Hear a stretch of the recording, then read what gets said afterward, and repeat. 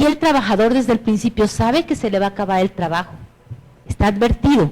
Allá se supone que le dio un trabajo de fijo. Entonces, si termina su chamba, se va con las gracias y unas pocas de prestaciones.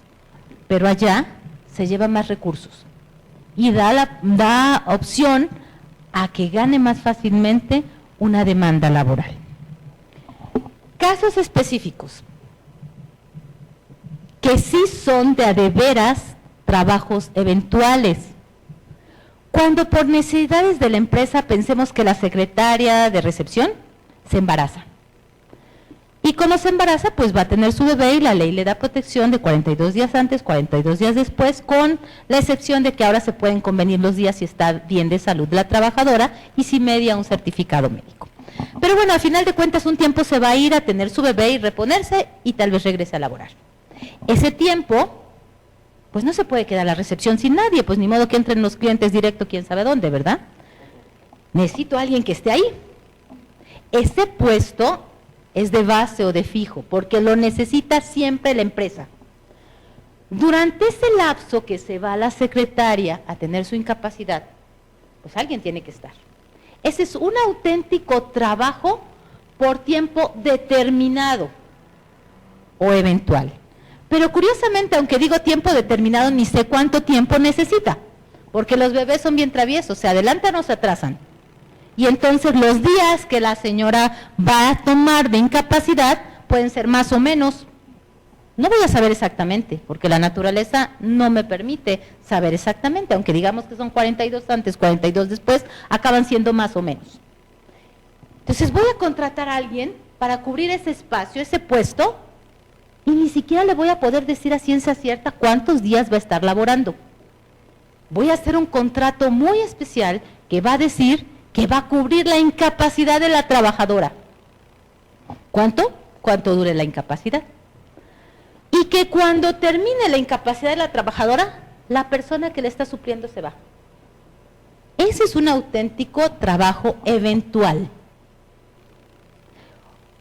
Sin embargo, pensemos que esta misma trabajadora, a final de cuentas, decide no regresar.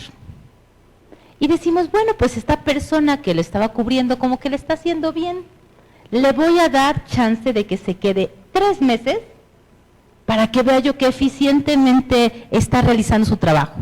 No me vaya yo a equivocar y la deje yo de fijo. ¿Y qué se me ocurre brillantemente hacer? Un contrato de 3 meses. Y digo, es eventual, porque tiene un tiempo determinado. Pues fíjense que no. El que yo le ponga un tiempo determinado al contrato no significa que lo sea en todos los casos. Tengo que ver la realidad. Si el puesto para el cual fue contratada la persona es de base o es necesario siempre, no importa que haga yo un contrato por cierto plazo, desde el primer día le estoy dando la planta. Y si la quito al término de ese plazo, esa señorita puede decir que está siendo despedida. Es decir, que el hecho de que ustedes a un contrato le quieran poner una periodicidad no le da la eventualidad al trabajo, sino todo lo que reúne la realidad del mismo. Otro caso real de eventuales. La obra, pero no entendamos la obra como la talacha civil, de obra negra nada más. La obra se refiere a una actividad especial, que puede ser obra civil, que es la característica, o puede ser un trabajo a destajo en cualquier otra área. Pensemos que específicamente alguno de ustedes quiere construir su casa. Y bueno, van a construir su casa y necesitan albañiles. Pero nada más los necesitan por el tiempo que dure la construcción de su casa. Esa es una auténtica contratación por obra determinada. Yo contrato al maestro de obra y a su grupo de albañiles durante el tiempo de construcción de la obra. Cuando se acabe, adiós. No es lo mismo que de pronto una constructora que siempre está haciendo, por ejemplo, reparaciones eléctricas, contrate un electricista dentro de su grupo de trabajadores que siempre está utilizando para una obra, para otra obra y para otra obra. ¿Por qué? Porque ese trabajador no entró para hacer una obra en especial, sino para atender que las necesidades que la constructora tiene con diferentes clientes. Y aunque pudiéramos decir que se asigne una obra en especial, va a ser incorrecto, porque con el simple hecho de que lo ande haciendo brincar simultáneamente a otras obras, rompe con esa característica. ¿Sí? Va a ser bien especial que tengamos una contratación de este tipo, pero claro que las hay. Nada más que si ustedes van a contratar a un trabajador por tiempo eventual, que el origen sea real y en el contrato, que debe de ser por escrito, por conveniencia, se ponga detalladamente el por qué la eventualidad, para que no dé pauta a que se esté malinterpretando o el trabajador considere que está por tiempo indefinido. Y por favor, una característica súper importante de estos contratos, cuando se acaba, se acaba. No digan, ay, me salió bien el trabajador, que se quede un día más en lo que consigo otro. Ese día más le está dando esta contratación por tiempo indeterminado. Y no me lo crean, pero en ese día más es cuando hay la mayor parte de las demandas laborales. Porque a la mera hora ese día más ya se confió y ya al siguiente día le digo, siempre te vas. Pues fíjate que no. ¿Por qué? Porque ya me ampliaste, ese contrato ya terminó y yo ya me quedé de base. Así es que tengan muchísimo cuidado.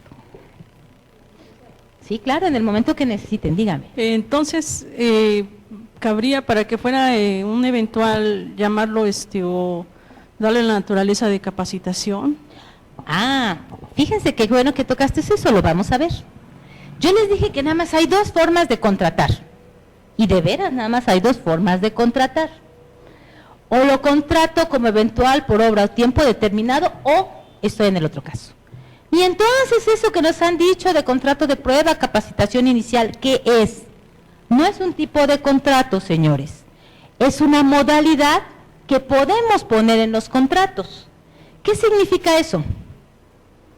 Dentro del contrato de tiempo indeterminado, la ley, desde hace muchos años, antes de que inventaran estas cuestiones, nos daba la posibilidad de verificar que el trabajador iba a servir para el puesto que estábamos contratando y sobre todo que no nos dijera mentiras, que comprobara lo que decía saber. Por ejemplo, pensemos que yo de pronto estoy incursionando en el mercado internacional, estoy empezando a hacer exportaciones y me está pasando que mis clientes del extranjero me hablan en inglés y yo no sé nada de inglés. Bueno, pues entonces pongo un anuncio en donde pido un traductor.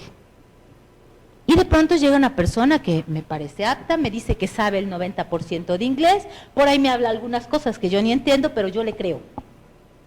En su solicitud me dice que sabe el 90% de inglés, entonces yo feliz de que ya tengo traductor.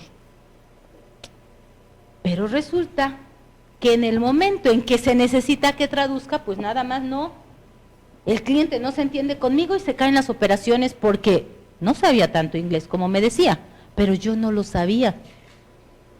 Tengo un mes, o tal vez más, en la ley anterior tenía yo un mes, 30 días, para probar que las cualidades que me dice el trabajador que tiene, de a de veras las tiene.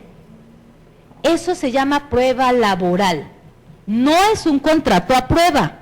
Los contratos a prueba son ilegales, pero dentro de los contratos desde siempre se tenía ese mes para probar al trabajador. Con la reforma, ¿qué es lo que sucede? Que ya no es un mes, pueden ser hasta 3 en trabajadores operativos y hasta 6 en el caso de trabajadores que requieren probar que son eficientes en la toma de decisiones o administración. Pero debemos de señalar en el contrato que está el trabajador sometido a una modalidad o a una prueba laboral. Y obviamente decir en qué va a consistir. Y si en ese inter, señores, el trabajador vemos que no funciona, lo podemos separar del trabajo. Pero hay un pequeño, importantísimo requisito. Para poder separar un trabajador que está bajo un contrato con la modalidad de prueba O la otra, que se llama, perdón que les dé la espalda, capacitación inicial, que ahorita se les explico, se necesita contar con la opinión de una comisión. Una comisión que le cambiaron su nombrecito un poquito con la reforma, que es la Comisión Mixta de Capacitación y Productividad de la empresa. ¿Y qué es esto? ¿Alguien de ustedes la tiene? ¿En su empresa tienen conformada esta comisión mixta? ¿No? ¿Por qué no? Ustedes que están un poco más organizados, ¿por qué no la tienen? No es nuestra empresa. ¿Perdón? No es nuestra empresa. Ah, ok. Que les va a jalar las orejas y les va a decir que la tienen que hacer. Pues póngaselos en pesos y de pronto les van a dar calambres, porque el empresario no entiende hasta que no lo sancionan, es lo más triste. Yo pensé que me iban a contestar no, porque mi empresa tiene poquitos trabajadores, porque de pronto nos equivocamos al leer. Dice la Ley Federal del Trabajo, las empresas están obligadas a formar la Comisión Mixta de Capacitación, Productividad y Adiestramiento cuando tienen 50 trabajadores o más. Entonces, la interpretamos bien fácil, en sentido contrario, menos de 50 trabajadores, no estamos obligados. ¿Sí? ¿Es correcta? No estamos obligados. Pero si se nos ocurre hacer un contrato con esta modalidad y no tenemos esta figura, todos los despidos van a ser injustificados, porque la ley nos pide que existe esta figura para que den su opinión de si no es arbitrario el despido del trabajador. Esta comisión tiene por objetivo evaluar el desempeño del trabajador para ver si efectivamente puede o no despedírsele porque no es apto para el puesto. Entonces, no es obligatoria, es necesaria. Claro que sí. ¿Cómo se conforma la comisión mixta? Ok, O sea, ¿cómo se lo voy integra? a decir de muy rápido, pero le voy a pedir que me espere cuando lleguemos al tema de comisiones para ver la profundidad. Las comisiones mixtas, cuando vean el nombre comisión mixta, significa que se forma con representantes del patrón y representantes del trabajador que están unidos para hacer una encomienda en especial. Y tiene todo un procedimiento que a muy grandes rasgos vamos a ver. Pero piense de inicio que es la conjunción de patrón y trabajador que se van a poner de acuerdo para el tema, en este caso, de capacitación y adiestramiento. ¿Sí? Así se forman todas las comisiones, con requisitos más, requisitos menos y papelería que tenemos que hacer, pero así se forman. Entonces, pueden poner en su contrato de trabajo la modalidad de prueba sin problemas. Nada más si la van a aplicar para quitar al trabajador de su puesto, necesitan que este grupo diga, efectivamente el trabajador no es eficiente y debe retirarse de su puesto. ¿En qué otro momento aparecen esas figuras? Me decía también usted, bueno, ¿y no lo podríamos meter como a capacitar? Muchas veces el trabajo que requerimos hacer, pues necesita que nos enseñen cómo hacerlo. Y también se necesita ver si tenemos habilidades o cualidades para desarrollarlo. No sé, se me ocurre pensar en una persona como los que son meseros, que de pronto tienen que cargar sus charolas con chorrocientos mil platos, y tal vez ni siquiera tienen fuerza en el brazo para poderlo hacer, o no tienen equilibrio, y no sirve. Yo puedo contratar a una persona para ese puesto, y posiblemente va a ser cuestión de que le enseñe hasta cómo acomodar los platos, los vasos en la charola, cómo tiene que detenerla, qué tiene que hacer. Va a requerir posiblemente un poco de instrucción, un poco de práctica. Y puede ser que al final de esa práctica no aprenda o no tenga esa habilidad. Tal vez tiene un problema, no sé, de oído y le genera un desequilibrio y entonces nunca va a poder llevar bien la charola. No lo sabemos. O tal vez no le gusta, o tal vez siente que se ve mal, no sé. Si la actividad que necesitan que desarrolle el trabajador implica que aprenda cómo llevar a cabo el trabajo, es muy recomendable incluir una etapa de capacitación. Es más, hay empresas que para tener trabajadores disponibles cuando lo requieran, contratan a capacitarse a una serie de sujetos que son como que la bolsa de trabajo que a final de cuentas se va a formar de la empresa. De tal suerte que les enseñan qué es lo que necesitan que desempeñen como actividades. Pero no forzosamente los contratan a todos. Se les avisa desde el principio que entran a capacitarse para estar en bolsa de trabajo. Claro que con sus prestaciones y su pago, ¿eh? Ambos, la prueba y la capacitación, va con costo de la empresa. Si yo tengo, por ejemplo, no sé, el puesto de encargado de cocina, que tengo que coordinar muchas cosas, entre otras el hacer los alimentos, pues la empresa tiene tal vez hasta que enseñarle qué es lo que se espera que haga. Y a veces cuando el chef que está renuncia, pues bueno, lo primero que se le dice es consigue otro que vea que puede hacer más o menos lo que tú haces, si es que no me dejan el trabajo botado, ¿verdad? Y entra a capacitarse.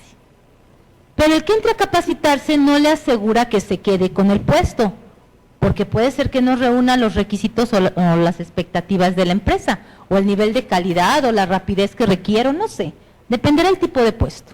Y entonces puedo establecer tanto un contrato de prueba para ver si funciona, o bien un contrato con la modalidad de capacitación inicial, después del cual la empresa puede decidir si se queda con el trabajador o si se retira. No puedo poner los dos, puedo poner uno u otro. Este contrato de capacitación inicial, si de pronto establecemos esa modalidad y vemos en el inter que el trabajador no nos sirve por más que le expliquemos y le hagamos que practique, es decir, tal vez tiene 2 manos o 2 pies izquierdos, como dicen, pues no me va a servir. ¿Para qué lo tengo en la empresa? Entonces lo puedo retirar de sus labores siempre y cuando esta comisión constate que efectivamente no ha aprendido o no se ha instruido o no puede llevar a cabo la práctica o desempeñar el puesto correctamente. Esas 2 modalidades las pueden ustedes adicionar a sus contratos, pero sean cuidadosos, descríbanlas específicamente para cada puesto, no hagan aquí como que un formato para toda la empresa. Eso de no tener nada es mejor, pero siempre es mejor un traje a la medida. Y cada puesto es diferente, tiene características distintas, tienen plazos distintos de aprendizaje y obviamente también va a incluir una serie de conocimientos diferentes, ¿sí? Esta figura es recomendable, aunque no en todos los casos es obligatoria. Bueno, regresando a la línea que teníamos. O los contratan en forma eventual o si no reúnen las características que vimos, van a ser permanentes o por tiempo indeterminado, con estas 2 posibilidades que hay que señalar en el contrato para que no haya problema. Aquí está la explicación de lo que estábamos hablando. ¿Y quién los contrata? Pues una persona física o moral que utiliza sus servicios. Ese se llama patrón. Claro, dígame. Perdón, y a la hora de terminar ese contrato eventual, que la comisión mixta apruebe que definitivamente no es apto esa persona, ¿qué obligación económica hay para la empresa? Ok, la misma que tendría como eventual. ¿Qué pasa? Que les decía que es la diferencia importantísima entre definir y que sea real una contratación eventual a un tiempo indefinido. Las personas que están contratadas por tiempo determinado o eventuales, así como las que entraron en una modalidad de prueba o de capacitación y se fueron retiradas de ese puesto, tienen las prestaciones mínimas legales de vacaciones, prima vacacional, aguinaldo, obviamente en la parte proporcional de los días laborados, sus salarios devengados, es decir, lo que ya trabajaron. Y si estuviera establecida en la empresa alguna otra prestación por terminación de la relación laboral, como podría ser entregarle un fondo de ahorro, por ejemplo, a eso tendrían derecho, ¿sí? Todos. Y entonces, ¿a qué tendría yo derecho aquí? A lo mismo, que eso es mínimo para todos, más si yo lo despido, es decir, si por mi gusto creo que no debe de continuar y ya me salí de estos periodos aún teniéndolos, indemnización constitucional, que son 3 meses de salario, al último salario promedio que haya tenido, 12 días por año laborado, y más de 6 meses constituye un año más para efectos de lo que es la prima de antigüedad, que esa es la prestación, y aguas, porque si te vas a pleito y procede, que muchas veces eso sucede, todos los salarios caídos, que lo vamos a ver en las prestaciones de terminación, que es desde la fecha en que lo retire de su puesto hasta que esté el laudo o lo que es la resolución laboral. Todo eso tiene derecho. Diferencia, papelito bien explicado y realidad, falta de papelito de contrato o mentiras que se puedan probar. Que es muy fácil, ¿eh? El dicho del trabajador vale más que los papeles de la empresa.